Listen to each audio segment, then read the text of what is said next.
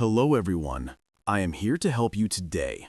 I know you use this video to fall asleep, so before that, like the video and subscribe to the channel. Also, where are you from and what time are you watching now? Get comfortable and relax. The mansion loomed before me, a behemoth of stone and shadow against the fading twilight. As I fumbled with the keys, a chill ran down my spine that had nothing to do with the crisp autumn air. I told myself it was just nerves. After all, it's not every day you get asked to house-sit a sprawling estate that looks like it jumped straight out of a Gothic novel. I pushed open the heavy oak door, wincing at the loud creak that echoed through the cavernous entryway. "Hello?" I called out, my voice small in the vastness. Silence answered me, broken only by the ticking of an antique grandfather clock. "Get it together, Sarah," I chided myself. "You're alone here, just like Mrs. Blackwood said you'd be. No need to jump at shadows." I lugged my suitcase up the grand staircase, my footsteps muffled by the plush carpet. The bedroom Mrs. Blackwood had directed me to was larger than my entire apartment, with a four-poster bed that could easily sleep four. I unpacked quickly, eager to explore the rest of the house before it got too dark. Room after room revealed itself to me, each more opulent than the last. A library with floor-to-ceiling bookshelves, a music room with a grand piano gathering dust, a sunroom filled with exotic plants I couldn't name. It was like stepping into another world, one of old money and faded glamour. As night fell, I retreated to the kitchen to make dinner. The modern appliances stood out starkly against the vintage decor, a jarring reminder of the present day. I ate my pasta in silence, the scrape of my fork against the plate uncomfortably loud. That first night, I slept fitfully. The house creaked and groaned around me, settling in ways my city apartment never did. Every noise had me sitting bolt upright, heart racing before I remembered where I was. By the time dawn broke, I felt more exhausted than when I'd gone to bed. The next day passed uneventfully. I worked remotely from the library, the Wi-Fi surprisingly good for such an old house. As evening approached, I decided to run myself a bath in the clawfoot tub, hoping it would help me relax. I was just sinking into the steaming water when I heard it, a thud, followed by the unmistakable sound of footsteps. My blood ran cold. I held my breath, straining to listen. There it was again, the slow, deliberate tread of someone trying to move quietly. "It's just the house settling," I told myself, "or your imagination running wild." But deep down, I knew better. With shaking hands, I got out of the tub and dressed quickly. I crept to the bathroom door and pressed my ear against it. The footsteps had stopped, but now I could hear something else. The sound of drawers opening and closing. Someone was in the house, searching for something. Panic clawed at my throat. My phone was in the bedroom. The landline was downstairs. I was trapped. Think. Oh, Sarah, think. I looked around the bathroom, desperate for anything I could use as a weapon. My eyes fell on a heavy crystal soap dish. It wasn't much, but it was better than nothing. Taking a deep breath, I eased the bathroom door open. The hallway was empty, but I could hear movement coming from one of the spare bedrooms. As quietly as I could, I crept towards the staircase. I had just reached the top of the staircase when a floorboard creaked beneath my foot. The noise from the bedroom stopped, abruptly. Heart pounding, I flew down the stairs, taking them two at a time. I could hear heavy footsteps behind me, giving chase. I ran for the front door, only to find it locked. In my panic, I couldn't remember which key was which. A hand grabbed my shoulder, spinning me around. I lashed out blindly with the soap dish, feeling it connect with something solid. There was a grunt of pain, and the grip on my shoulder loosened. I didn't wait to see who my attacker was. I ran for the kitchen, thinking of the back door. Behind me, I could hear the intruder recovering, their footsteps pounding after me. The kitchen was dark, lit only by the faint glow of the microwave clock. I stumbled through it, hands outstretched, searching for the door. My hips slammed into the kitchen island, and I bit back a cry of pain. Where was the damn door? My fingers brushed against cool glass. The door. I fumbled for the handle, my sweaty hands slipping on the smooth metal. Got it. I yanked the door open and burst out into the cool night air. The vast, manicured lawn stretched out before me, the trees at its edge, a dark, forbidding wall. I ran towards them, the damp grass soaking through my socks. I had just reached the tree line when I heard the back door clam open. "Stop!" a deep voice bellowed. The sound spurred me on, pushing me deeper into the woods. Branches whipped at my face as I ran, roots threatening to trip me with every step. I had no idea where I was going, no plan beyond get away, get help. I don't know how long I ran. It could have been minutes or hours. My lungs burned and my legs felt like they were on fire.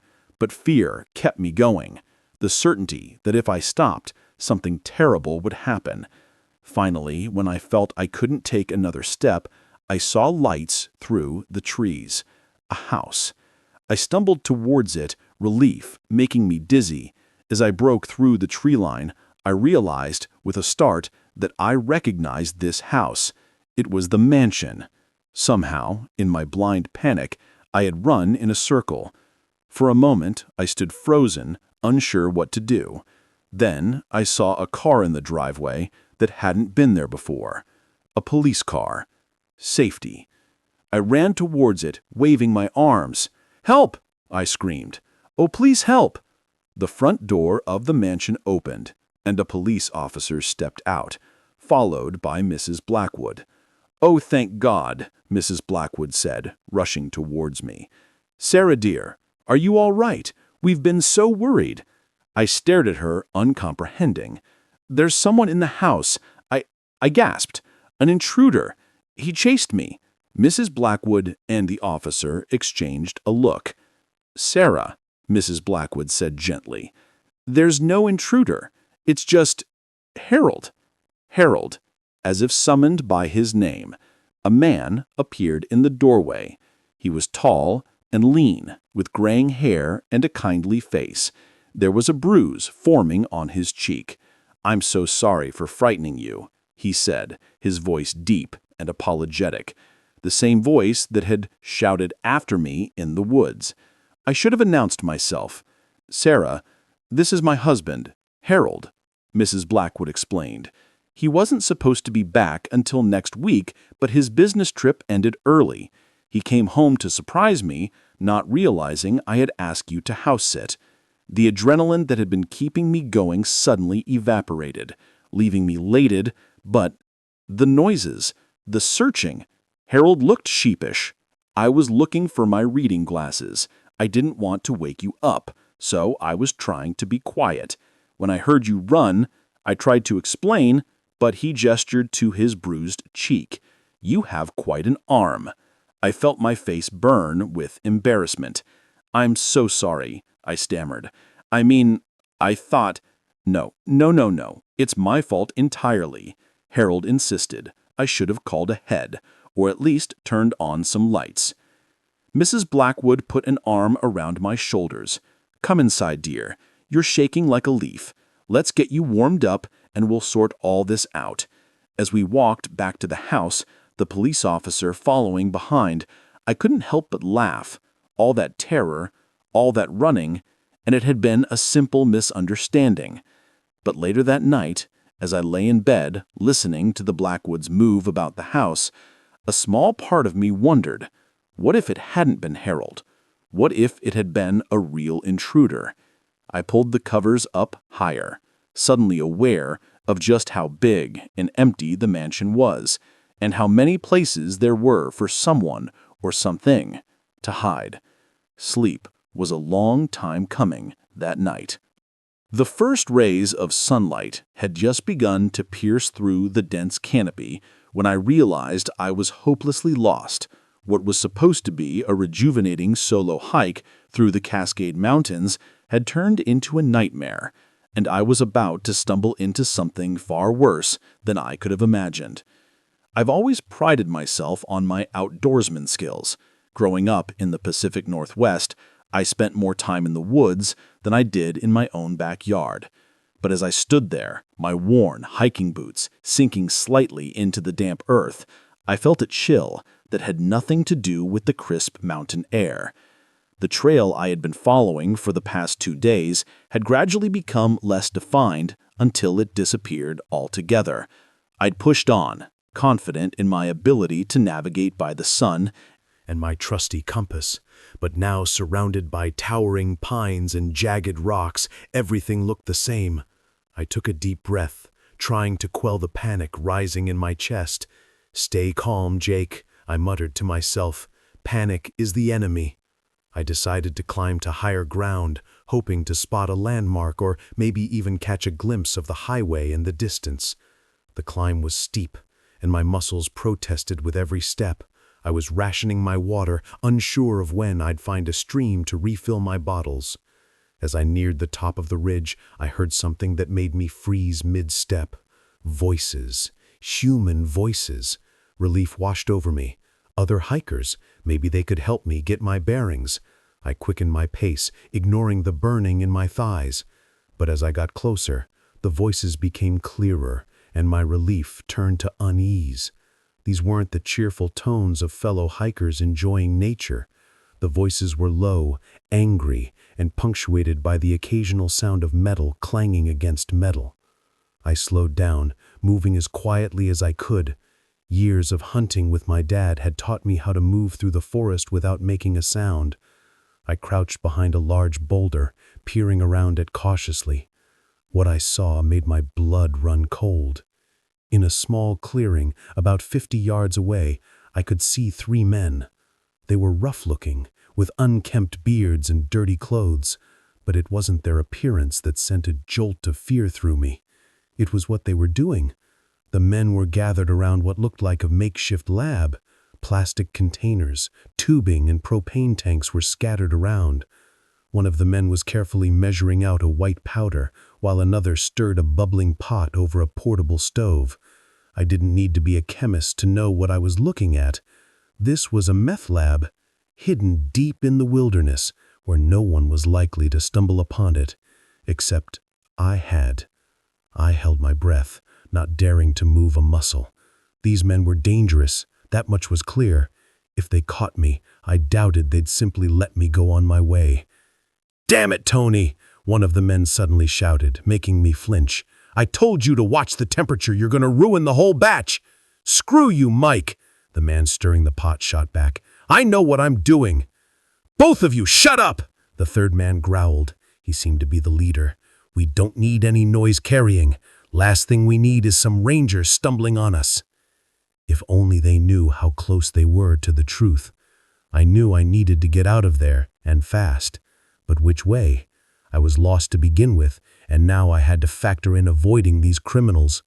One wrong move, one snapped twig, and I could be discovered. Slowly, carefully, I began to back away from my hiding spot. My heart was pounding so loudly, I was sure they must be able to hear it.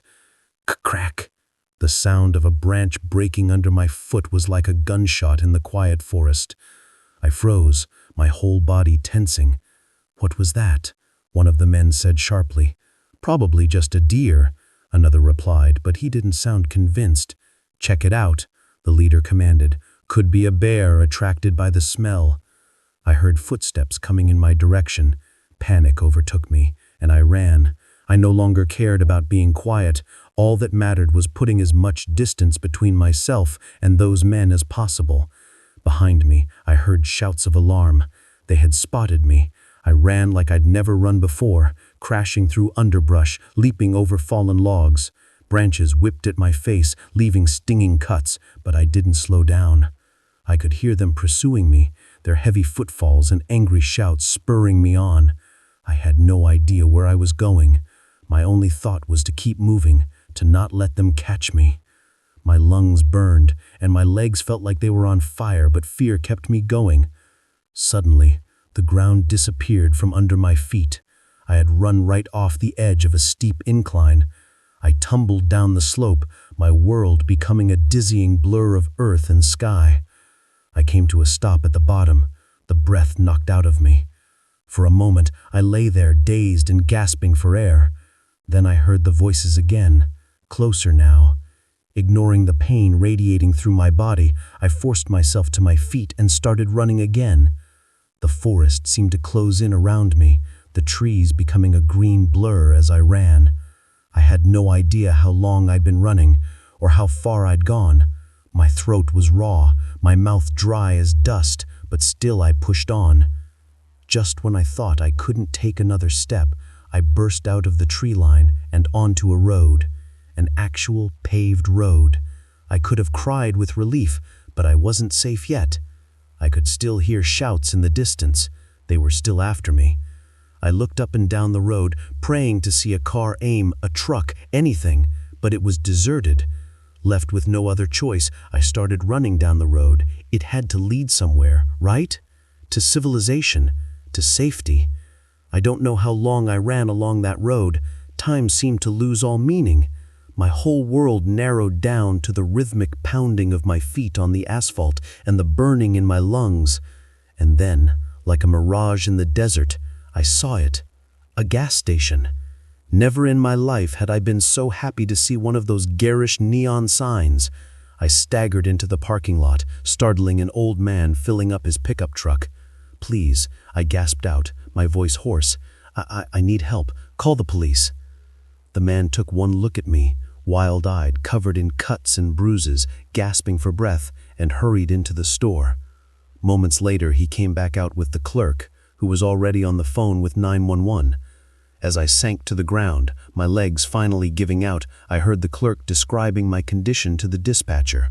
The old man draped his jacket over my shoulders, murmuring words of comfort. It wasn't until I heard the wail of approaching sirens that I finally allowed myself to relax. I was safe. I had made it. The aftermath was a blur of police statements and medical checks. I told the authorities everything I had seen, and they assured me they would investigate. They found the lab abandoned, but with clear evidence of recent activity. The men, however, had vanished into the vast wilderness. It took me a long time to feel comfortable in the woods again after that. The forest, once my sanctuary, had become a place of terror, but slowly I found my way back.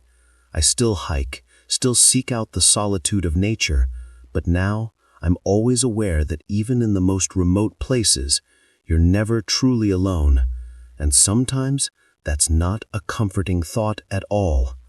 The flickering fluorescent lights cast an eerie glow over the empty corridors as I made my rounds.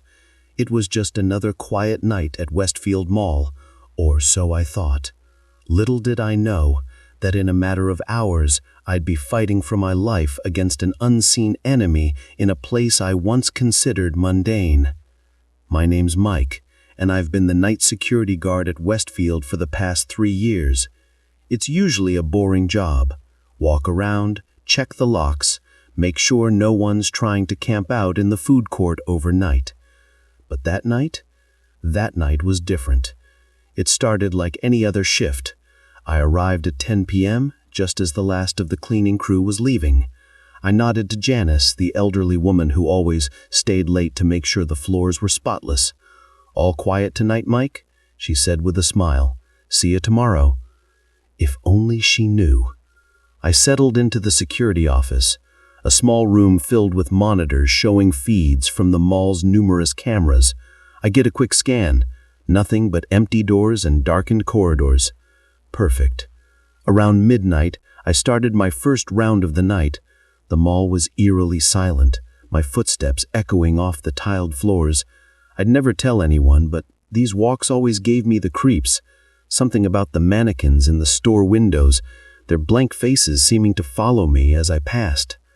I was on the second floor, passing by the large fountain in the center atrium when I heard it. A faint noise, like metal scraping against metal. I froze, straining my ears. There it was again. "Hello?" I called out, my voice sounding unnaturally loud in the empty space.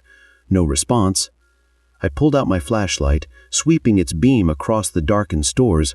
Nothing seemed out of place. "Must be the old pipes," I muttered to myself, trying to shake off the uneasy feeling creeping up my spine.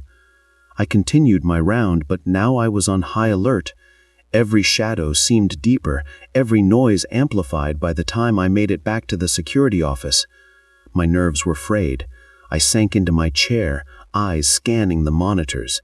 Everything looked normal, but I couldn't shake the feeling that something was off. That's when I saw it. A shadow, moving quickly across one of the screens. I leaned in, heart racing. It was gone as quickly as it appeared, leaving me wondering if I had imagined it. I rewound the footage, watching carefully. There, in the corner of the screen, a figure darted past, too fast to make out clearly. My mouth dried. Someone was in the mall. I grabbed my radio, ready to call for backup, but hesitated. What if I was overreacting? I didn't want to be the guard who called the cops over a trick of the light. I decided to investigate myself first, armed with my flashlight and a heavy wrench I kept in the office for emergencies. I ventured out into the mall. The corridors seemed different now, menacing. Every storefront could be hiding an intruder, every shadow concealing a threat. I moved cautiously, ears straining for any sound, out of place. Realized whoever they were enjoying this game of cat and mouse. Suddenly, the lights in the store flickered on. I blinked, momentarily blinded. When my vision cleared, I saw them. 3 men, dressed all in black, wearing masks that covered their faces. They were spread out, blocking my exit. One of them held a crowbar, another a knife.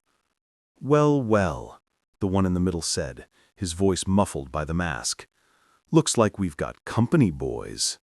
I raised my wrench, trying to look more confident than I felt. "You're trespassing," I said, surprised at how steady my voice sounded. "Leave now, and I won't call the cops." They laughed, a chilling sound that echoed through the store. "I don't think you understand the situation, Rant," the leader said. "We're not going anywhere, and neither are you." They started to advance, spreading out to surround me. I backed up, mind racing. I was outnumbered and outarmed. I needed a plan, fast. My back hit a display stand, and an idea struck. I grabbed the laptop off the stand and hurled it at the nearest intruder. He ducked, and in that moment of distraction, I ran. I darted between the aisles, knocking over displays as I went to slow them down. I could hear them cursing, giving chase. I reached the security gate and slid under it. Not stopping to catch my breath, I ran through the mall, the sound of pursuit close behind. I needed to get to the security office, to call for help, but they were between me and the office. I took a sharp turn heading for the service corridors. If I could lose them in the maze of back hallways, I might have a chance. The service door slammed behind me as I entered the narrow corridor. It was darker here, the emergency lights casting long shadows. I ran, taking random turns, hoping to throw off my pursuers. Left, right, another right. I was quickly lost in the warren of corridors. But I could still hear them, their footsteps echoing off the concrete walls.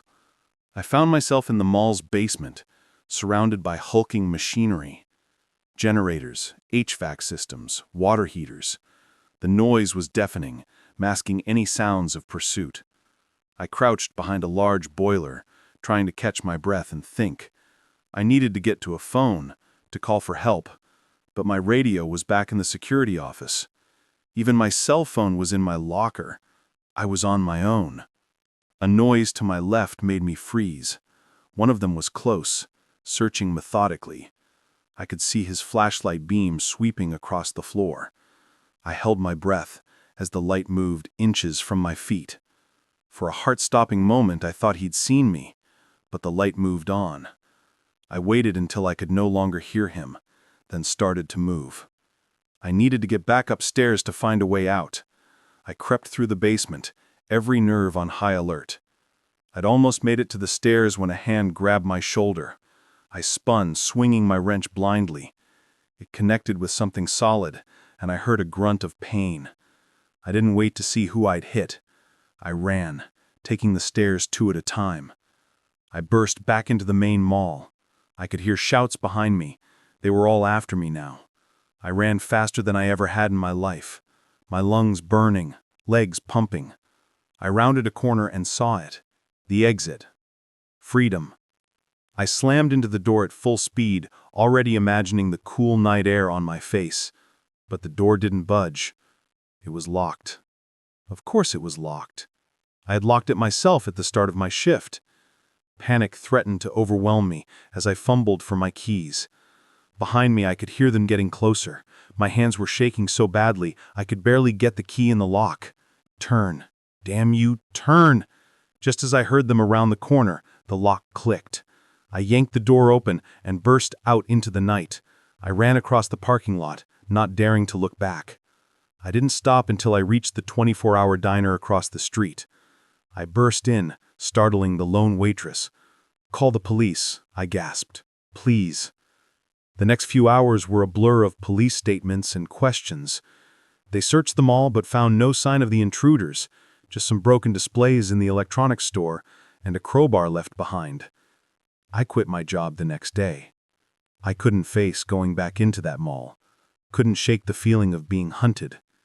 Sometimes late at night, I still wake up in a cold sweat, the echo of footsteps in my ears, and I wonder, what if I hadn't made it to that door in time? The crackling of our campfire did little to mask the eerie silence that had fallen over the forest. What had started as a peaceful getaway from me and Sarah had turned into a nightmare. As I stared into the darkness beyond our small circle of light, I couldn't shake the feeling that we were being watched. Little did I know, our idyllic camping trip was about to become a desperate fight for survival. My name's Alex, and I've always loved the great outdoors. When I suggested to my girlfriend Sarah that we take a weekend camping trip to celebrate our anniversary, she was all for it. We picked a spot deep in the Ozarks, far from the usual tourist trails. We wanted solitude, a chance to reconnect with nature and each other. Be careful what you wish for, I guess. The first day was perfect. We hiked through lush forests, the canopy above us alive with birdsong. We set up our tent in a small clearing near a bubbling stream, the sound of the water a soothing backdrop to our quiet conversation. As night fell, we sat by our campfire, roasting marshmallows and pointing out constellations in the clear sky above. It was on the second day that things started to feel off. We were exploring a nearby ridge when Sarah stopped suddenly. "Did you hear that?" she asked, her voice tight with tension. I listened, but heard nothing beyond the usual forest sounds. "Hear what? I thought I heard voices," she said, her eyes scanning the trees around us. "Like someone shouting?" I strained my ears, but still heard nothing unusual. "Probably just other hikers," I said, trying to sound reassuring. But a small knot of unease had formed in my stomach. We continued our hike, but the carefree mood of earlier had evaporated. I found myself jumping at every snapping twig, every rustle in the underbrush. Sarah kept close to me, her earlier enthusiasm replaced with nervous glances over her shoulder.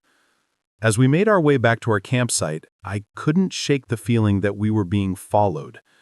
Every time I turned to look behind us, I saw nothing but trees and shadows, but the feeling persisted, growing stronger with each step. We reached our clearing just as the sun was setting, painting the sky in brilliant shades of orange and pink. But even the beautiful sunset couldn't dispel the unease that had settled over us. "Maybe we should pack up and head back," Sarah suggested, as we prepared dinner. "I've got a bad feeling about this place." I was tempted to agree, but my pride got in the way. "Let's stick it out one more night," I said. "It's probably just our imaginations. We're come out here for an adventure, right?" Sarah nodded, but I could see she wasn't convinced. Neither was I, if I'm being honest. As darkness fell, we huddled close to our campfire, the flames casting flickering shadows on the surrounding trees. We spoke in hushed tones, as if afraid of being overheard. Every snapping twig, every rustle in the leaves had us on edge. It was just after midnight when we heard it. A long, low whistle, followed by an answering call from the other side of our clearing. Sarah grabbed my arm, her fingers digging into my skin. "Alex," she whispered, her voice trembling. "There's someone out there." Risk, sweetheart. No, I'm afraid you'll be staying with us for a while. The other men started to move closer, forming a tight circle around us. I looked around desperately for a way out, but we were completely surrounded. That's when I saw it. A flash of metal in the firelight. One of the men had pulled out a length of rope. In that moment, survival instinct took over. I grabbed a burning log from the fire and hurled it at the nearest man. He yelled in pain and surprise as embers scattered across his chest. "Run!" I shouted at Sarah, pushing her towards the darkest part of the forest. We took off, crashing through the underbrush. Behind us, I could hear shouts of anger and the sound of pursuit. My heart was pounding so hard I thought it might burst out of my chest. We ran blindly through the dark forest, branches whipping at our faces, roots threatening to trip us with every step. I had no idea where we were going, only that we needed to put as much distance between us and those men as possible.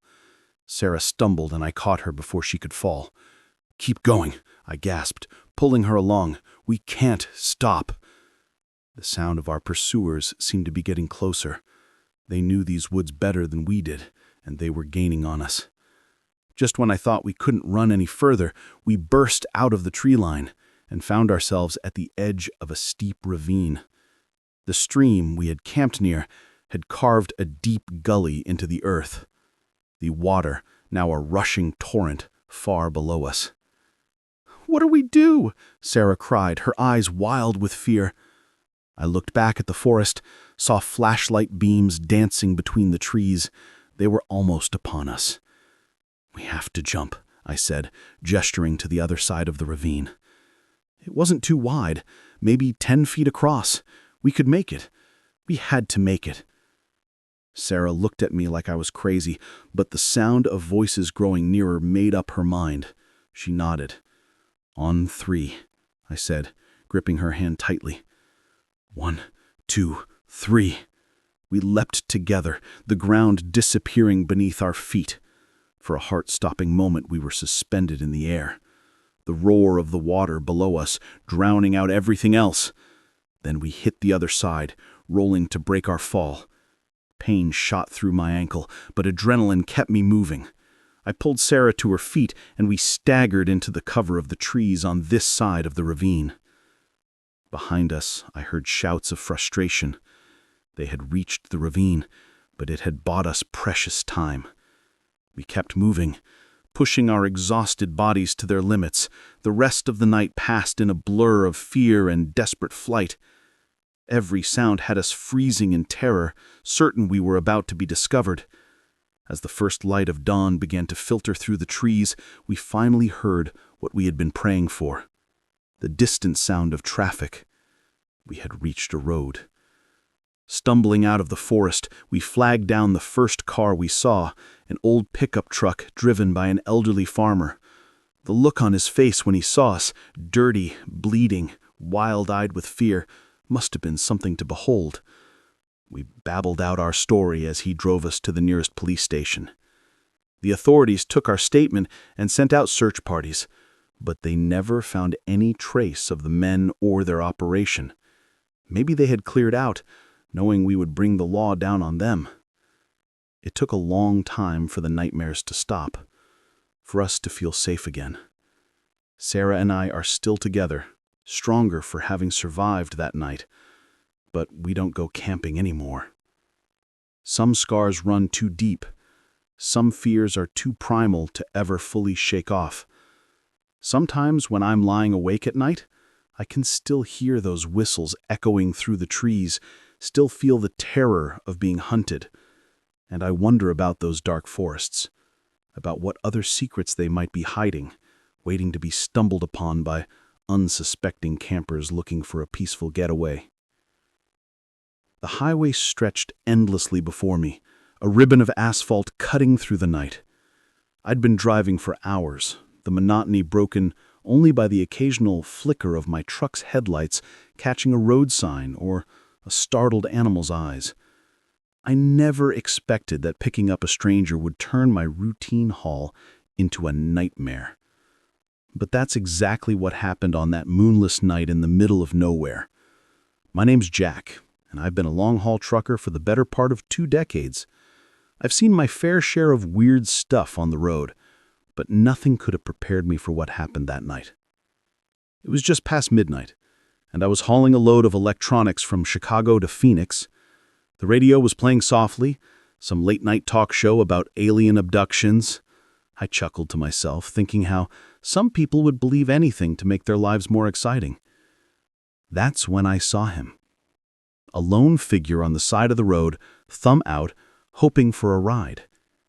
Now, I'm not usually one for picking up hitchhikers, too many horror stories, too many risks, but something about this guy made me slow down. Maybe it was the late hour, or the fact that we were miles from anywhere, or maybe I was just tired of my own company. I pulled over, the air brakes hissing as the truck came to a stop. The man jogged up to the passenger side, and I leaned over to open the door. "Where are you headed?" I asked as he climbed in. "West," he said simply. "As far as you're going."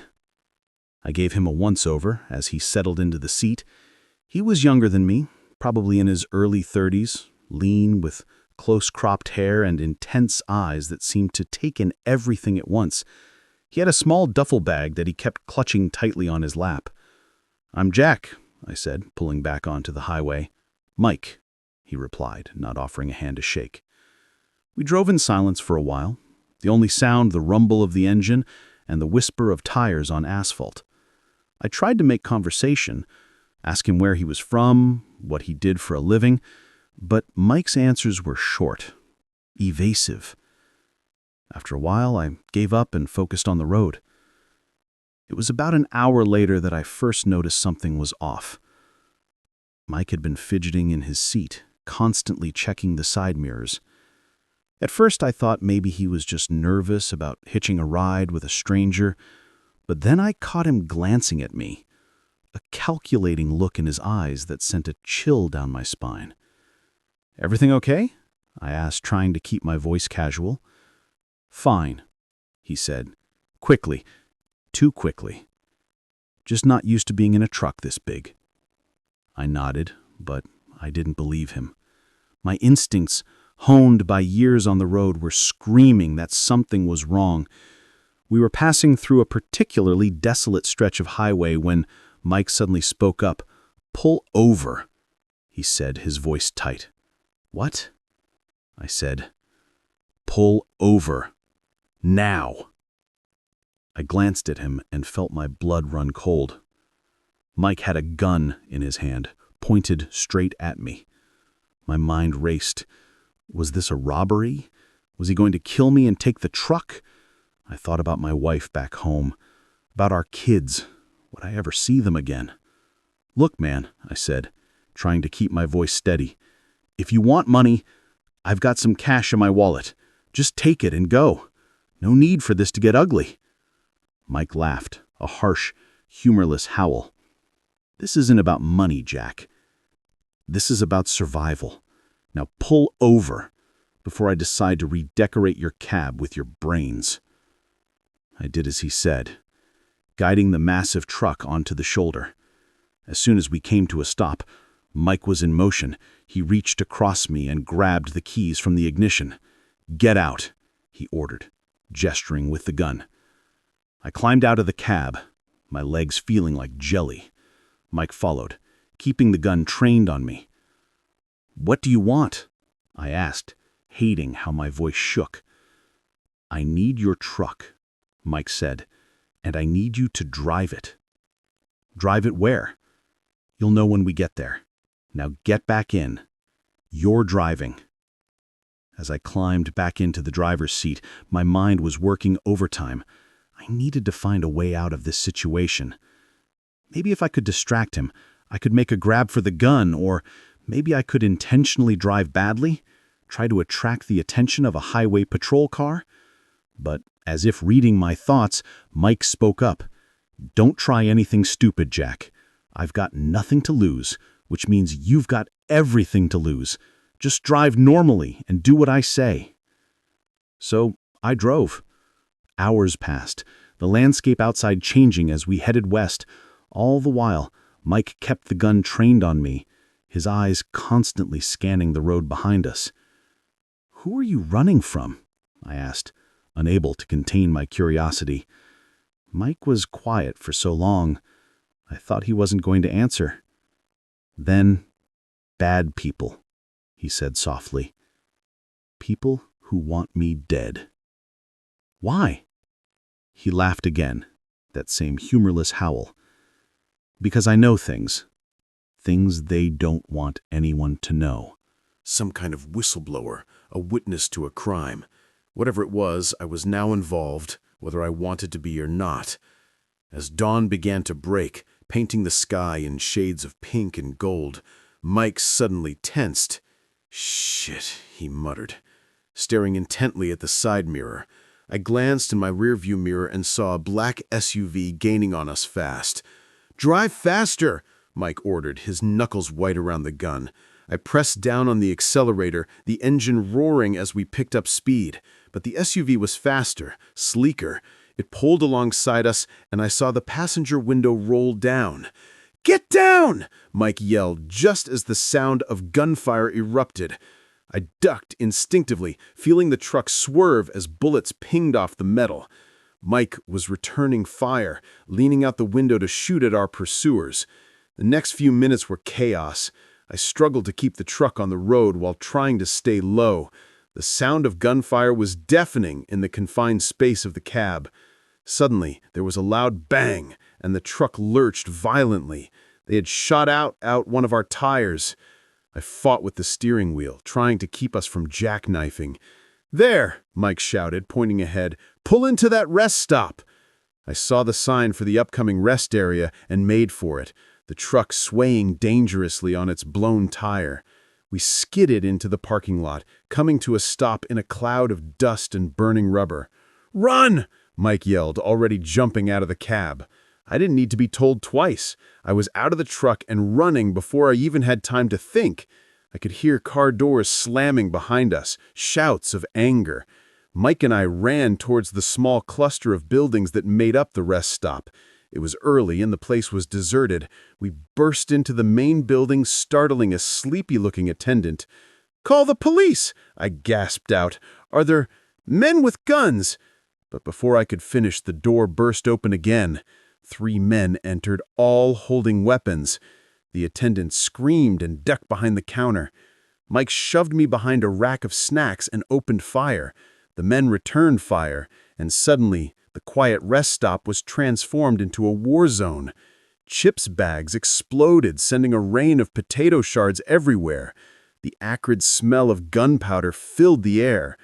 I cowered behind the rack, my heart pounding so hard I thought it might burst out of my chest. This was insane. How had my normal night turned into this? The gunfight seemed to last forever, but it was probably only a few minutes. Then suddenly, silence fell. I peered around the edge of the rack. Mike was still standing, his gun still raised. The 3 men were on the ground, not moving. I felt bile rise in my throat and had to swallow hard to keep from throwing up in the rest stop. In the distance, I could hear sirens approaching. Someone, probably the attendant, had managed to call the police. Mike turned to me, his face grim. "I'm sorry," he said. "I never meant for any of this to happen." Before I could respond, he was gone, running out the back door of the rest stop. I thought about following him, but my legs wouldn't move.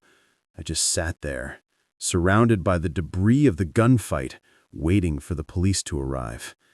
The aftermath was a blur of police statements and questions. I told them everything, about picking up Mike, about the chase and the shootout. They seemed skeptical at first, but the evidence backed up my story. It turned out Mike was indeed a whistleblower, set to testify against a powerful crime syndicate. The men chasing us were hitmen, sent to silence him. Mike was never found, having vanished into the desert. As for me, I was cleared of any wrongdoing, but the experience changed me. I still drive my routes, still haul my loads across the country, but I'm more cautious now, more aware of the darkness that can lurk behind a friendly face, and I never, ever pick up hitchhikers anymore. The first sign of trouble was the sputtering of my car's engine, a sound that sent a chill down my spine on that desolate stretch of highway. As the vehicle lurched to a stop, I had no idea that this breakdown would be the beginning of a nightmarish encounter that would test my will to survive. Sometimes the most terrifying monsters aren't the ones in our imagination, but the ones masquerading as good Samaritans. My name is Emily, and I've always prided myself on being independent and resourceful. But on that fateful night, those qualities would be pushed to their limits. I was on my way back from a job interview in the next state over. It was a long drive, but I was riding the high of what I felt was a successful meeting. The sun had set hours ago, and the highway had thinned out to just the occasional truck. I was tired, but determined to make it home. That's when my trusty old sedan decided it had had enough. The engine made a horrible grinding noise, and despite my pleading and cajoling, the car rolled to a stop on the shoulder of the road. "No, no, no," I muttered, turning the key in the ignition repeatedly. Nothing, not even a sputter. I sat there for a moment, trying to calm my racing heart. I was in the middle of nowhere, my cell phone showing no bars of service. The moonless night seemed to press in on all sides, the darkness beyond my headlights absolute. Taking a deep breath, I popped the hood and got out of the car. I didn't know much about engines, but I hoped it might be something simple, something I could fix. As soon as I lifted the hood, I knew it was hopeless. The engine was a maze of pipes and wires that meant nothing to me. I was just about to close the hood when I saw headlights approaching in the distance. Relief washed over me. Maybe they would stop and help, or at least let me use their phone. The vehicle, an old pickup truck, slowed as it neared me. It pulled over, and a man got out. In the glow of my headlights, I could see that he was middle-aged, with a weathered face and calloused hands. He wore worn jeans and a flannel shirt, looking every bit the part of a local farmer or rancher. "Guard trouble?" he called out, walking towards me. "Yeah," I replied, trying to keep the nervousness out of my voice. It just died on me. "I don't suppose you know anything about engines?" He chuckled. "I might know a thing or two. Mind if I take a look?" I stepped aside, allowing him to peer into the engine compartment. He poked around for a few minutes, making thoughtful noises. "Well, looks like your timing belt's shot," he finally said. "Not something we can fix out here, I'm afraid." My heart sank. "I don't suppose you have a cell phone I could borrow? Mine's not getting any service out here." He shook his head. "Sorry, don't believe in those things. But tell you what, I can give you a ride to the nearest town. There's a mechanic there who could help you out." I hesitated. Every instinct was screaming at me not to get into a car with a stranger, especially out here in the middle of nowhere. But what choice did I have? I couldn't stay here all night, and who knew when another car might come? "That would be great. Thank you," I heard myself say. He smiled, but something about it didn't quite reach his eyes. "Happy to help. Name's Tom, by the way." "Emily," I replied, grabbing my purse from my car. As we drove, Tom kept up a steady stream of small talk. He asked about where I was from, where I was headed. I answered vaguely, not wanting to give away too much information. Something about him was making me increasingly uneasy, though. I couldn't put my finger on why. We had been driving for about 20 minutes when I realized something was wrong. We should have reached a town by now, or at least seen some signs of civilization, but there was nothing but darkness outside the windows. How much further is it to town?" I asked, trying to keep my voice casual. Tom glanced at me, and this time there was no mistaking the coldness in his eyes. "Oh, we're not going to town, Emily." My blood ran cold. "What do you mean? Where are we going?" He didn't answer, just pressed down harder on the accelerator. The truck picked up speed, eating up the empty road ahead. Panic surged through me. I reached for the door handle, but it wouldn't budge. Child locks, I realized with horror. "Please," I said, my voice shaking, "just let me out. I won't tell anyone, I swear." Tom laughed, a harsh sound that made my skin crawl. "Oh, you know you won't tell anyone. No one ever does." The implication of his words hit me like a physical blow. This wasn't the first time he had done this. How many other stranded motorists had he picked up, promising help, only to... I couldn't even finish the thought. My mind raced, trying to think of a way out. I could try to grab the wheel, force us off the road, but at this speed, that would likely kill us both. I could try to reason with him, appeal to his humanity, but the cold gleam in his eyes told me that was a lost cause. As we sped through the night, Tom started talking again, but this time his words chilled me to the bone. "You know, Emily, you really shouldn't trust strangers," he said, his tone conversational, as if we were discussing the weather. "Bad things happen to girls who aren't careful. But don't worry, it'll all be over soon." I felt tears welling up in my eyes, but I forced them back. I refused to give him the satisfaction of seeing me cry. Suddenly, an idea struck me. It was risky. Actually fatal, but it was the only chance I had. I started coughing violently, doubling over in my seat. "What the hell?" Tom said, glancing over at me.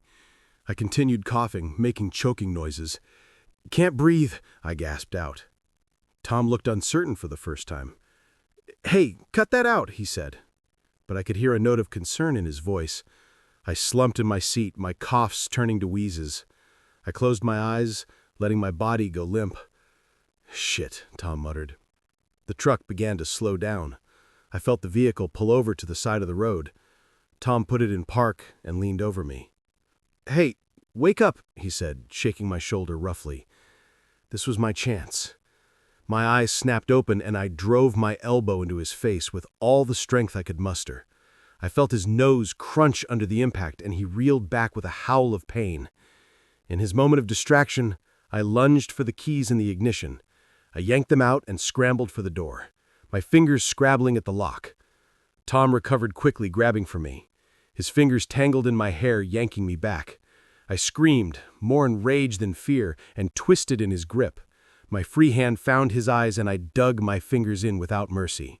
He let go with a scream of agony and I tumbled out of the truck onto the hard ground. Pain shot through my body, but adrenaline kept me moving. I staggered to my feet and ran. I could hear Tom behind me, cursing and stumbling in the darkness. But I had the advantage now. My eyes had adjusted to the darkness and I was younger, faster. I ran like I had never run before. My lungs burning, my legs pumping. I didn't know where I was going, only that I had to get away. The keys were still clutched in my hand, cutting into my palm. I don't know how long I ran. It could have been minutes or hours. Eventually, I couldn't hear Tom anymore, but I didn't slow down. The night was alive with noises. The rustle of wind through grass, the hoot of an owl, the scurrying of small animals. But to my terrified mind, every sound was Tom coming to finish what he had started. Just when I thought I couldn't take another step, I saw it. Lights in the distance, a town or at least a gas station, civilization, safety. With a final burst of energy I didn't know I possessed, I sprinted towards the lights. As I got closer, I could make out the shape of a small gas station, a lone beacon in the darkness. I burst into the fluorescent-lit store, startling the sleepy-looking clerk behind the counter.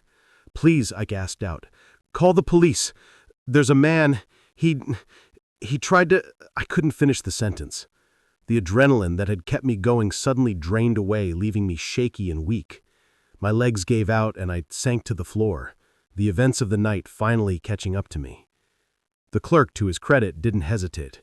He grabbed the phone and dialed 911 while keeping a wary eye on the door. The police arrived quickly, their flashing lights a welcome sight. I told them everything, describing Tom and his truck in as much detail as I could remember. They found him a few hours later, trying to fix his truck on the side of the road. The keys I had taken were the only copy he had. In his truck, they found evidence linking him to several unsolved disappearances in the area. As for me, I was lucky. Apart from some cuts and bruises, I was physically unharmed. The mental scars took longer to heal. For months after, I couldn't drive at night without breaking into a cold sweat. Every passing truck on the highway made my heart race, but I survived. I outsmarted a predator and lived to tell the tale. And if my story can serve as a warning to others to trust their instincts and be cautious, then maybe some good can come from that terrifying night. I still drive that stretch of highway sometimes, and every time I pass the spot where my car broke down, I say a silent thank you to whatever force was looking out for me that night, and to the strength I found within myself when I needed it most. The crumbling facade of the abandoned Millbrook factory loomed before us, its broken windows staring down like hollow eyes. We were just a group of friends looking for a thrill, urban explorers seeking the perfect spot for some cool photos. Little did we know we were about to stumble into a nightmare that would test our will to survive and change us forever. My name's Jake, and I've always been fascinated by abandoned places. There's something haunting yet beautiful about a building left to decay, nature slowly reclaiming what man has discarded. So when my friends and I heard about the old Millbrook factory on the outskirts of town, we knew we had to check it out. There were 5 of us that day. Me, my best friend Tom, his girlfriend Sarah, and our friends Mike and Lizzie. We'd done this kind of thing before, but never in a place quite this big or isolated. As we approached the factory, I felt a familiar mix of excitement and apprehension. The chain-link fence surrounding the property was rusted and bent, easy enough to slip through. We made our way across the overgrown parking lot, our footsteps crunching on broken glass and gravel. "This place is creepy as hell," Lizzie whispered, her camera already out and snapping pictures. "That's the point, isn't it?" Mike grinned, but I could see he was a bit on edge, too. We found a side door that was hanging off its hinges and slipped inside. The interior was dark and musty, years of dust and decay filling our nostrils. Beams of sunlight streamed through holes in the roof, illuminating dancing motes of dust. "Let's split up," Tom suggested. "We'll cover more ground that way." I wasn't too keen on the idea, but everyone else seemed excited about it. We agreed to meet back at the entrance in an hour and set off in different directions. I made my way deeper into the factory, my flashlight beam cutting through the gloom. The place was a maze of rusted machinery and collapsed shelving. Every step echoed ominously, and more than once, I spooked myself with my own reflection in a grimy window. I was in what looked like an old office area when I heard it, a shuffle of movement too heavy to be a rat or other small animal. I froze, my heart suddenly pounding. "Guys?" I called out, my voice sounding small in the vast space. No answer. I turned slowly, sweeping my flashlight around the room. Nothing seemed out of place, but I couldn't shake the feeling that I wasn't alone. That's when I saw it. A shadow moving quickly past a doorway at the end of the hall. It was too big to be any of my friends. Fear gripped me, but curiosity won out. I moved towards the doorway, every nerve on high alert. As I reached the threshold, I heard voices. Low, rough whispers that definitely didn't belong to any of my friends. I peered around the corner, and my blood ran cold. In what must have been the factory's main floor, I saw 3 men. They were gathered around a collection of crates, passing packages between them. Even from a distance, I knew what I was seeing. This was a drug deal. I must have made a noise, a gasp or a shifting of my feet, because suddenly, one of the men looked up. Our eyes met, and for a moment, time seemed to stand still. Then all hell broke loose. "Hey!" the man shouted, reaching for something at his waist. I didn't wait to see what it was. I turned and ran. I could hear shouts and footsteps behind me as I tore through the factory. My mind was racing. I knew I needed to find my friends, to warn them. We needed to get out of here now. I rounded a corner and slammed right into Tom. We both went down in a tangle of limbs. "Jake, what the hell, man?" Tom groaned, rubbing his head. "No time," I gasped, scrambling to my feet. "We need to go, now. Where are the others?" The urgency in my voice must have gotten to him because he didn't ask any more questions. "Sarah's just down there," he pointed. "I don't know where Mike and Lizzie went." We found Sarah quickly, and I gave them a rushed explanation as we moved. Their eyes widened in fear as they realized the danger we were in. "We need to find Mike and Lizzie," Sarah said, her voice shaking. I nodded, but before we could decide on a plan, we heard a scream. It was Lizzie. We ran towards the sound, caution forgotten in our desperation to reach our friend. We burst into a large room and saw Lizzie backed into a corner, one of the men advancing on her. Mike was on the ground, not moving. Without thinking, I grabbed a piece of rusted pipe from the ground and charged. I caught the man by surprise, swinging the pipe and connecting with his shoulder. He went down with a yell of pain. "Run!" I shouted to Lizzie. She didn't need to be told twice. Tom was checking on Mike. "He's breathing," he reported. "I think he's just knocked out." The man I had hit was getting to his feet, murder in his eyes. Behind him I could see his two other men. His companions entering the room. "You kids picked the wrong place to play, Explorer," one of them growled. We were trapped. The only exit was behind the men, and they were blocking our path. My mind raced, trying to find a way out of this nightmare. That's when I saw it. A conveyor belt leading up to a higher level. If we could get up there, maybe we could find another way out. "The belt," I hissed to Tom. "We need to get up there." He nodded, understanding immediately. "On 3, he whispered. 1, 2, 3. We moved as one. Tom and I grabbed Mike under the arms and ran for the conveyor belt. Sarah and Lizzie were right behind us. The men, caught off guard by our sudden movement, took a second to react, but that second was all we needed. We scrambled up the rusted conveyor belt, the sharp edges cutting into our hands. I could hear the men shouting, their footsteps pounding as they gave chase. We reached the upper level and found ourselves in a maze of catwalks and suspended walkways. The factory stretched out below us, a labyrinth of shadows and rusted metal. "Which way?" Sarah panted. I looked around frantically. "There!" I pointed to a door on the far side of the room.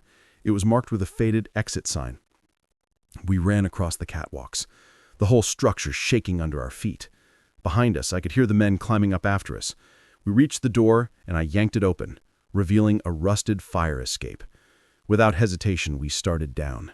We were about halfway down when I heard a gunshot. The sound echoed through the factory, making us all flinch. "Keep moving!" I shouted. We practically fell down the last few flights, our feet clanging on the metal steps. As soon as we hit the ground, we ran. We didn't stop running until we reached Tom's car parked a few blocks away. We piled in, Mike still groggy but conscious now, and Tom peeled out of there like the devil himself was chasing us. It wasn't until we were miles away, the factory long out of sight, that we finally allowed ourselves to breathe. What just happened?" Lizzie asked, her voice barely above a whisper. I told them everything I had seen, about the drug deal and the chase. As I spoke, the reality of what we'd just been through began to sink in. We debated about whether to go to the police, but fear won out. What if those men had connections? What if they came after us or our families? In the end, we made a pact to never speak of what happened. That day changed us all. We'd gone looking for a thrill and found terror instead. The nightmares lasted for weeks, months for some of us. Every unexpected noise made us jump. Every stranger on the street a potential threat. But it also brought us closer together. We'd faced death and come out the other side. That kind of experience bonds you in ways nothing else can. We never went urban exploring again after that. The thrill wasn't worth the risk. But sometimes when I pass an abandoned building, I can't help but wonder what secrets it might be hiding. And I shudder, remembering the day our curiosity almost got us killed. The Millbrook factory still stands, as far as I know, a decaying monument to a dying industry, and a reminder of the darkness that can lurk in forgotten places. If you ever find yourself tempted to explore such a place, remember our story. Sometimes the real monsters aren't the ghosts of the past, but the very real dangers of the present. The flickering fluorescent light above me buzzed like an angry insect, casting an eerie glow over the empty corridors. It was just another quiet night at Oak Ridge office complex, or so I thought. Little did I know that in a matter of hours, I'd be fighting for my life, trapped in a place I once considered mundane and safe. My name's Carlos, and I've been the night janitor at Oak Ridge for the past 5 years. It's not a glamorous job, but it pays the bills and lets me work on my novels during the quiet hours. I know every nook and cranny of this place, from the CEO's corner office on the top floor to the musty supply closets in the basement. But on that fateful night, even my intimate knowledge of the building wouldn't be enough to keep me safe. It started like any other shift. I arrived at 10 p.m., just as the last of the workaholics were trudging out to their cars. I nodded to Marjorie from accounting as she passed, her arms full of files. She was probably taking home to work on. She gave me a tired smile in return. "Another late night, Carlos?" I asked, holding the door open for her. "You know how it is during tax season, Carlos." She sighed. "See you tomorrow." If only I'd known those might be the last words we'd ever exchange. I started my rounds on the top floor, working my way down. Vacuumed the carpets, emptied the trash, wiped down the surfaces. It was mindless work, leaving my imagination free to wander. I was deep in thought about the plot of my latest story when I heard it. A crash, followed by muffled cursing.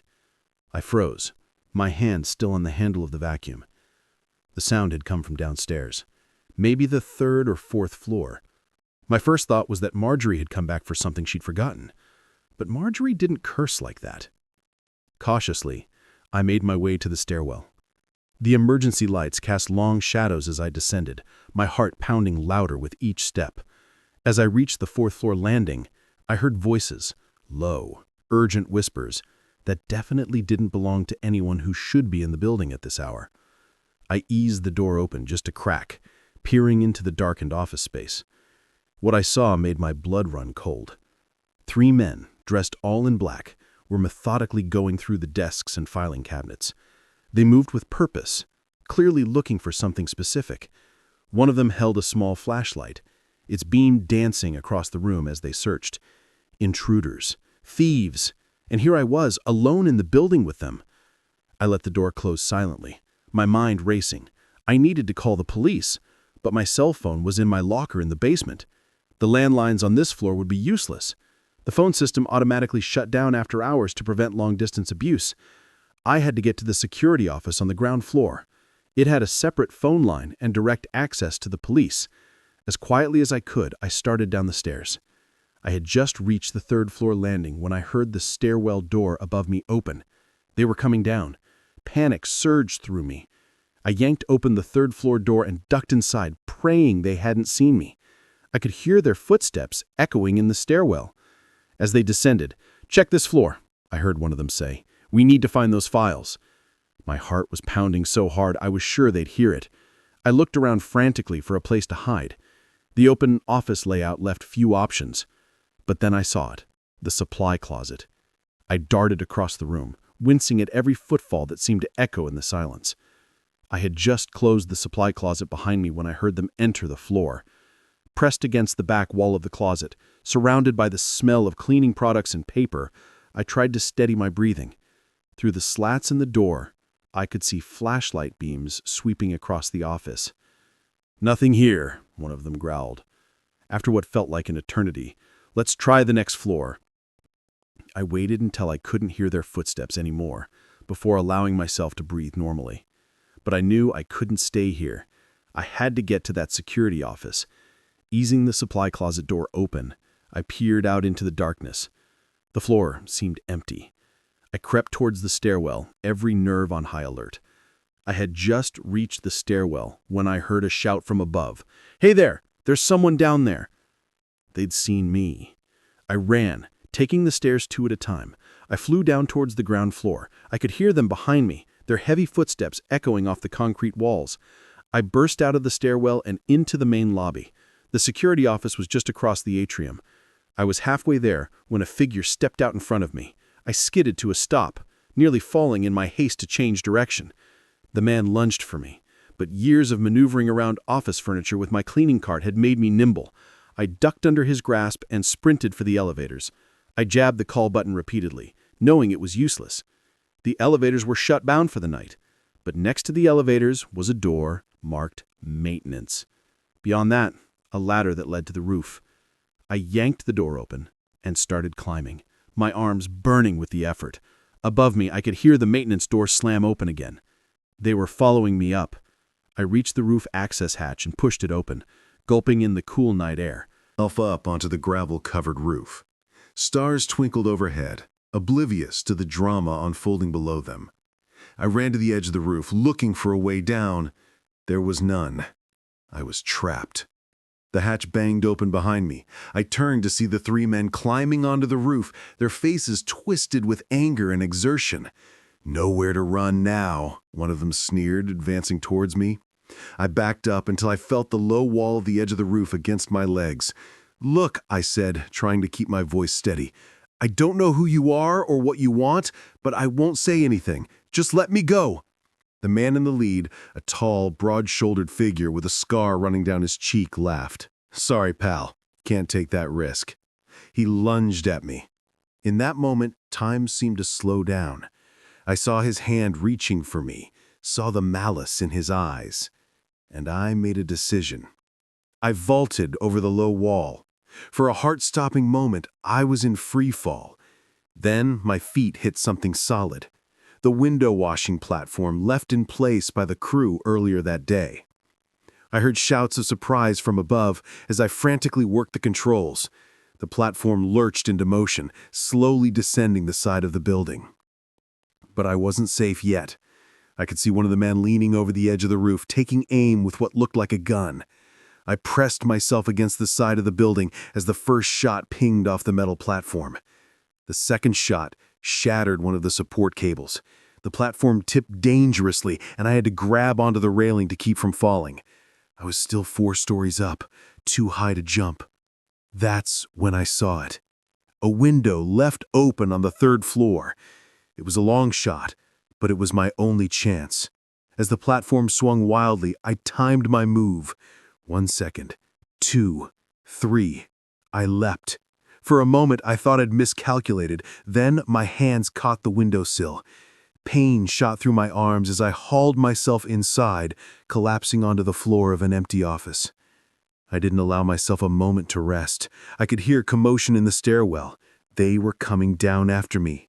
I ran for the elevators. They were still powered down, but there was an emergency phone inside. I wrenched open the doors and grabbed the phone. 911, what's your emergency? I've never been so glad to hear those words in my life. The next few minutes were a blur. I stayed on the phone with the dispatcher, hidden in the elevator, until I heard the beautiful sound of police sirens approaching. The would-be thieves were caught trying to flee the building. It turned out they were after confidential client information that could have ruined lives if it had fallen into the wrong hands. As I sat in the back of an ambulance, a shock blanket around my shoulders, I watched the men being led away in handcuffs. One of them, the scarred leader, caught my eye as he was put into a police car. The look he gave me sent chills down my spine. I gave my statement to the police, then went home to my worried wife and sleeping kids. As I hugged them tight, I realized how close I'd come to never seeing them again. I don't work nights anymore. The company offered me a day position with better pay, partially out of gratitude, partially out of guilt, for the lack of security that had put me in danger. Sometimes when I'm leaving the office in the evening and I see the night janitor starting his shift, I feel a pang of something. Fear, sympathy, I'm not sure. I want to warn him, to tell him to be careful, to always be on alert.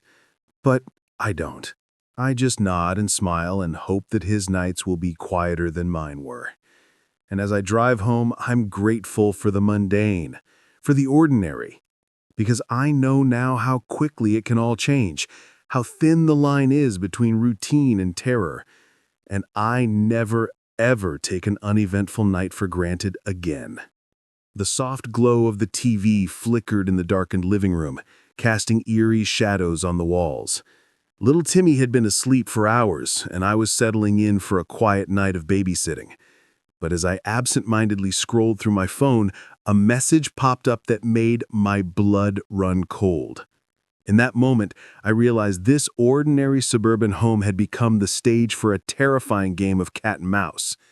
My name's Amy, and I've been babysitting for the Johnsons for about 6 months now. They're good people with a sweet kid, and the gig helps pay for my college textbooks. It was supposed to be just another Friday night job, but it turned into the most horrifying experience of my life. The evening had started normally enough. I arrived at 7 p.m. just as Mr. and Mrs. Johnson were heading out for their date night. Timmy, their 8-year-old son, was already in his pajamas, eager to show me his latest Lego creation. Now, Amy, Mrs. Johnson said, as she put on her earrings, Timmy's allowed 1 hour of tablet time before bed. The parental controls are on, so he should only be able to access his games and approved websites. I nodded, having heard this spiel before. No worries, Mrs. Johnson, we'll be fine. If only I'd known how wrong I was. After the Johnsons left, Timmy and I had dinner. He chatted excitedly about school and his friends, and I listened with half an ear, smiling and nodding at the right moments. Around 8 p.m., I handed him his tablet for his allotted screen time. Remember, buddy, just 1 hour, I said, then it's bedtime. Timmy nodded, already engrossed in whatever game he was playing. I settled onto the couch with my own phone, scrolling through social media and texting friends. At 9 p.m., I told Timmy it was time for bed. He grumbled a bit, but handed over the tablet without too much fuss. As I tucked him in, he seemed a little quieter than usual. Everything okay, Timmy? I asked. He hesitated for a moment, then said, Amy, is it okay to have secret friends? Something about the way he said it made me uneasy. What do you mean by secret friends, Timmy? He shrugged, not meeting my eyes. Just someone I talk to sometimes, but it's a secret. Alarm bells started ringing in my head. Timmy, who is this secret friend? How do you talk to them? But Timmy had clammed up. He rolled over, pulling the covers up to his chin. Never mind. Good night, Amy. I stood there for a moment, unsure of what to do. Should I press him for more information, call his parents? In the end, I decided to check the tablet first. Maybe I was overreacting. Back in the living room, I unlocked the tablet. At first glance, everything seemed normal, just the usual games and child-friendly apps. But then, I noticed an app I didn't recognize. It looked like a harmless puzzle game with a colorful icon of interlocking blocks. When I opened it, my heart dropped. It wasn't a game at all, but a messaging app, and there in the chat history was a conversation that made my skin crawl. The messages were from someone calling themselves Game Master Mike. At first, they seemed innocent enough, talking about games in school, but as I scrolled, the tone changed. Remember, Timmy, this is our secret. Don't tell your parents or your babysitter. I can't wait to meet you in person. It'll be so much fun. I'll be coming to see you very soon, maybe even tonight. My hands were shaking so badly I nearly dropped the tablet. This wasn't just some online predator grooming a child from afar. This Mike was planning to come here tonight. I grabbed my phone, ready to call the police, when a message popped up on the screen. It was from an unknown number. Hello, Amy. Timmy's asleep now, isn't he? Why don't you let me in so we can surprise him? Terror washed over me in an icy wave. He was here, outside the house, watching. I ran to the windows, making sure they were all locked. I could see nothing but darkness outside, but I felt exposed, vulnerable. I quickly drew all the curtains. My mind was racing. I needed to call the police. But what if he heard me? What if he decided to break in before help could arrive? Another message pinged on my phone.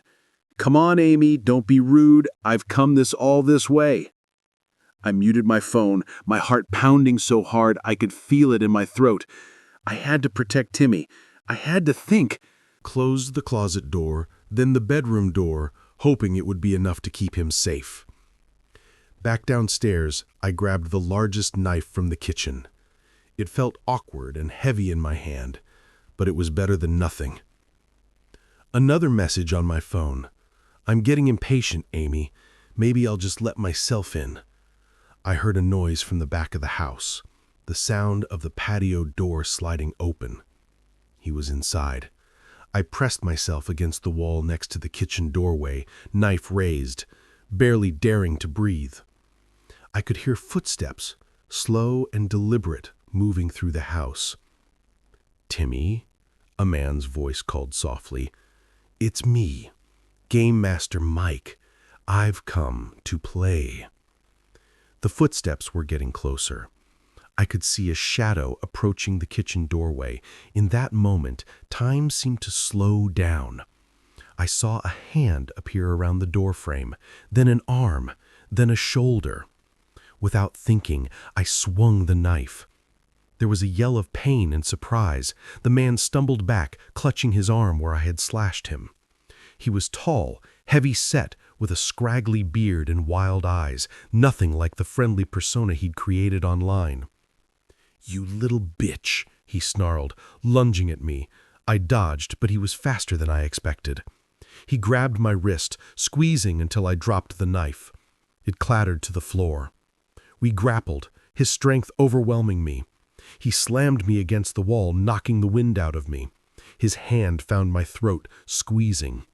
"Where is he?" he growled. "Where's Timmy?" I clawed at his hand, gasping for air. Black spots were dancing at the edges of my vision. This was it, I thought. I was going to die.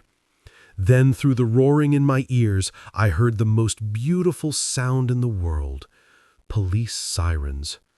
The man's grip loosened in surprise, and I took my chance. I brought my knee up hard, catching him in the groin. He doubled over with a grunt of pain, and I shoved past him. I ran for the front door, yanking it open just as a police car screeched to a halt in the driveway. "Help!" I screamed. "He's inside!" The next few minutes were a blur. Police officers swarmed the house. The man, whose real name I later learned was Gerald Huffman, was tackled trying to escape through the back door. Timmy was found safe in the closet, scared but unharmed. As I sat in the back of an ambulance answering a detective's questions, I watched them lead Hoffman away in handcuffs. He caught my eye as they put him in the police car, and the look he gave me was pure hatred. I shuddered, knowing that if the police hadn't arrived when they did, things could have ended very differently. It turned out that one of the neighbors had seen a strange man lurking around the house and called the police. I've never been so grateful for nosy neighbors in my life. The Johnsons arrived home to a scene of chaos. Police cars, an ambulance, their house a crime scene. They were horrified by what had almost happened and incredibly grateful that I had protected Timmy. In the days that followed, as the story hit the local news, I was hailed as a hero. But I didn't feel like one. I felt scared, violated, and angry. Angry at Hoffman for preying on an innocent child. Angry at myself for not realizing sooner what was happening. Angry at the world for being a place where such monsters exist. I don't babysit anymore. The trauma of that night left scars that are still healing. But I did start volunteering for an organization that teaches kids about online safety. If I can prevent even one child from going through what Timmy almost did, maybe some good can come from that terrifying night. Every time I pass the Johnsons' house, I remember. I remember the fear, the adrenaline, the moment I thought it was all over. But I also remember that I survived, that I protected Timmy, and I know that no matter how dark the world can be, there's always hope as long as there are people willing to stand up to the darkness.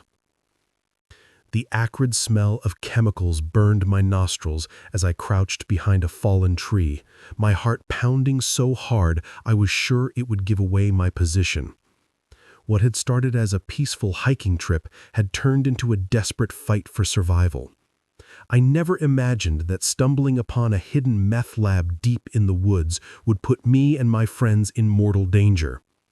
But here we were, being hunted like animals in a forest that had suddenly become our prison. My name's Alex, and I've always loved the outdoors, so when my friends Jake and Sarah suggested a weekend hiking trip in the Ozarks, I jumped on the chance. We were all experienced hikers, confident in our ability to handle whatever nature threw our way. But nature, as it turned out, wasn't the threat we needed to worry about. We set out early Friday morning, the air crisp and filled with the promise of adventure. The trail we'd chosen was off the beaten path, recommended by a local guide as a challenging but rewarding trek. For the first day and a half, it was exactly that. We navigated steep inclines, crossed babbling streams, and marveled at the lush canopy above us. It was late Saturday afternoon when things took a turn. We had veered slightly off the marked trail, following what looked like a game path in search of a good spot to set up camp for the night. "Guys, do you smell that?" Sarah asked, wrinkling her nose. I sniffed the air. There was definitely an odd odor, sharp and chemical. It reminded me of the time I'd accidentally left a can of paint thinner open in my garage. "Maybe there's a factory nearby," Jake suggested, but he sounded uncertain. We should have turned back then, but curiosity got the better of us. We pressed on, following the strengthening scent. As we pushed through a dense thicket, the trees suddenly opened up into a small clearing. What we saw made us freeze in our tracks. In the middle of the clearing stood a dilapidated cabin, but it wasn't the building that caught our attention. It was the collection of equipment scattered around it: plastic containers, tubing, propane tanks, and other paraphernalia that I'd only ever seen on crime shows. "Holy shit," Jake whispered. "Is that what I think it is?" Before either Sarah or I could respond, we heard voices, rough, angry voices coming from inside the cabin. "Get down," I hissed, dropping to the ground behind a fallen log. Jake and Sarah followed suit, our bodies pressed into the damp earth. Through a gap in the log, I could see two men emerge from the cabin. They were arguing about something. Supplies, I think. They looked nothing like the stereotypical meth cooks I'd seen on TV. These guys were burly with hard eyes and clothes that had seen better days, and they were armed. "We need to get out of here," Sarah whispered, her voice trembling. I nodded slowly, starting to back away. But as I moved, my backpack caught on a branch. The resulting snap seemed to echo through the clearing. The men's heads whipped in our direction. "What was that?" one of them growled. "Probably just an animal," the other replied, but he didn't sound convinced. We lay there, barely breathing, praying they wouldn't investigate further. For a moment it seemed like luck was on our side. The men turned back to their conversation. Then Jake sneezed. It wasn't loud, but in the tense silence, it might as well have been a gunshot. "There's someone out there," one of the men shouted. We didn't wait to see what would happen next. We scrambled to our feet and ran, crashing through the underbrush with no regard for stealth. Behind us, I could hear shouts and the sound of pursuit. "Split up," I yelled to Jake and Sarah. "Meet back at the car if you can." It was a risky move, but I hoped it would confuse our pursuers. I veered left, while Jake and Sarah went right. I ran like I'd never run before, branches whipping at my face, roots threatening to trip me with every step. My lungs burned, and my legs felt like lead, but fear kept me going. I had no idea where I was going, no plan beyond get away. As I ran, the forest seemed to close in around me. The trees were denser here, the undergrowth thicker. It was getting darker too, the sun setting behind the mountains. I don't know how long I ran. It could have been minutes or hours. Every sound made me flinch. Was it My pursuer, or just the natural noises of the forest? Finally, when I felt I couldn't take another step, I saw it. A small cave, half hidden by a curtain of vines. Without hesitation, I dove inside. The cave was shallow, more of an overhang, really. But it was enough. I pressed myself against the back wall, trying to quiet my ragged breathing. Outside, I could hear movement, heavy footsteps, branches snapping. He was close. "I know you're around here somewhere," the man called out. His voice was closer than I expected, and I had to stifle a gasp. I closed my eyes, willing myself to become invisible. The footsteps drew nearer, then paused right outside my hiding spot. For a moment that felt like an eternity, there was silence. I didn't dare breathe. Then, mercifully, the footsteps started to move away. I waited until I could no longer hear any sound before allowing myself to relax slightly. But I knew I couldn't stay here. I had to find Jake and Sarah, had to get help. As quietly as I could, I eased myself out of the cave. The forest was dark now, the trees casting long shadows in the fading light. I had no idea which direction to go, but I knew I couldn't go back the way I'd come. I picked a direction and started walking, trying to favor my injured ankle. Every snapping twig made me jump. Every rustling leaf had me looking over my shoulder. After what felt like hours of aimless wandering, I heard something that made my heart leap, the sound of running water. A stream, and if I could find the stream, I might be able to find my way back to the trail. I followed the sound, hope giving me renewed energy as I pushed through a dense patch of undergrowth. I suddenly found myself face to face with Sarah. We both stifled screams of surprise, then hugged each other fiercely. "Oh my God, Alex," Sarah whispered. I didn't know if—" "I'm okay," I assured her, though okay was a relative term at this point. "Have you seen Jake?" She shook her head, tears in her eyes. "We got separated. I've been hiding, trying to figure out what to do." Together, we decided to follow the stream. It had to lead somewhere, and it was our best chance of finding our way out of this nightmare. We walked through the night, jumping at every sound, expecting to see one of our pursuers behind every tree. As dawn broke, we finally heard something that filled us with relief and dread in equal measure. The distant sound of vehicles. Cautiously, we approached the sound. Through the trees, we could see a road, and on that road, a welcome sight: police cars. It turned out that Jake had managed to find his way back to our car and had immediately driven to the nearest town to get help. The police had been searching for us all night. As we were escorted to safety, I looked back at the forest. Somewhere in there were dangerous men and their illegal operation, but they'd be found soon enough. Our ordeal had ensured that. The aftermath was a blur of police statements and medical checks. The meth lab was raided, the men arrested. We were hailed as heroes by the local media, though it certainly didn't feel heroic at the time. It took a long time for the nightmares to stop, for me to be able to hear a twig snap without flinching. But eventually I found my way back to the trails. The forest, once a place of peace and adventure, had shown me its darker side, but it had also shown me my own strength, my will to survive. Now, when I hike, I carry with me the knowledge that danger can lurk in the most unexpected places, but I also carry the certainty that I can face that danger and overcome it. The forest may hide secrets, some of them deadly, but it can't hide the human spirit's capacity for survival. The golden light of sunset painted the forest in warm hues, but a chill ran down my spine that had nothing to do with the dropping temperature. As I peered through my camera's viewfinder, I caught a glimpse of something that shouldn't be there, a pair of gleaming eyes watching me from the shadows. In that moment, I realized I had become the prey, and the hunter was unlike anything I had ever encountered before. My name is Jack, and I'm a wildlife photographer.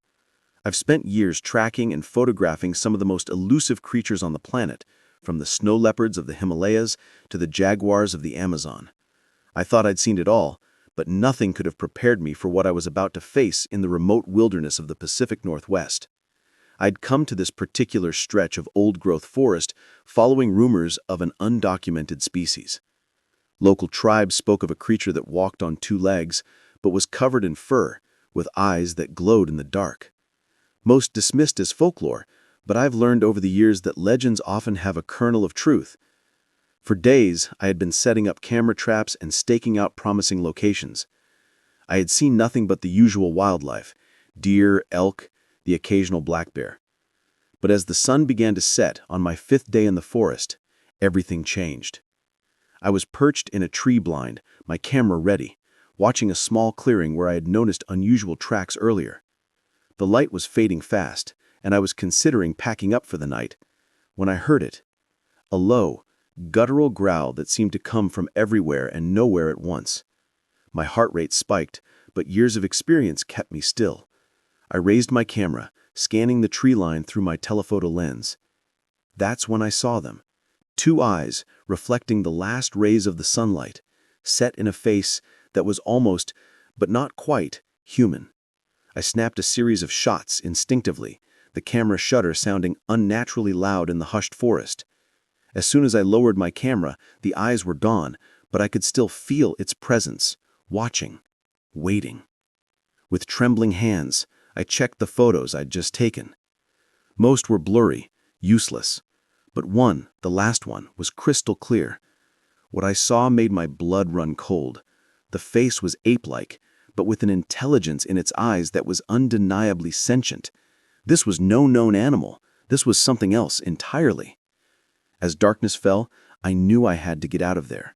Whatever this creature was, it was clearly aware of me, and I didn't want to find out if it was as curious about me as it was about me. I began to pack up my gear, as quietly as I could, all too aware of the rustling sounds coming from the underbrush around me. Just as I was about to descend from my perch, a blood-curdling screech pierced the night. It was close, too close. I froze, one hand on the tree trunk, the other clutching my camera bag. The forest had gone deadly quiet, as if every living thing was holding its breath. Then I heard it. The sound of something large moving through the forest, heading straight for my tree. Panic surged through me. I dealt with charging elephants and stalking tigers, but always from a safe distance or with guides nearby. Here I was alone, and whatever was coming was unlike anything in my experience. I scrambled down the tree, no longer caring about stealth.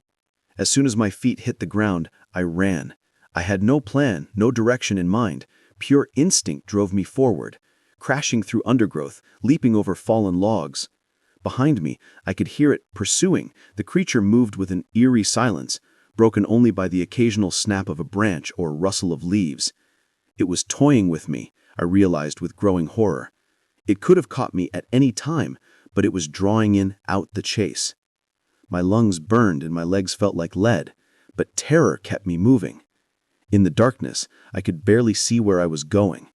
Branches whipped at my face, roots threatened to trip me with every step, but I didn't dare slow down. Suddenly, the ground disappeared from beneath my feet. I plunged forward, tumbling down a steep embankment. Pain shot through my body as I rolled, unable to stop my descent. When I finally came to a stop, I lay there for a moment, dazed and winded. The sound of rushing water filled my ears. I had landed near a river. As I struggled to my feet, wincing at the pain in my ankle, an idea struck me. The creature, whatever it was, seemed to rely heavily on scent. If I could cross the river, I might be able to throw it off my trail. I limped towards the sound of water. My eyes slowly adjusted to the darkness. The river loomed before me, a black ribbon cutting through the forest. It was wide and fast-moving, far more dangerous than I had hoped. But I could hear movement in the forest behind me. I was out of options. Taking a deep breath, I waded in the icy water, took my breath away, but I pushed forward. The current tugged at my legs, threatening to sweep me away. By the time I reached the middle, the water was up to my chest. My camera bag felt like it weighed a ton, dragging me down.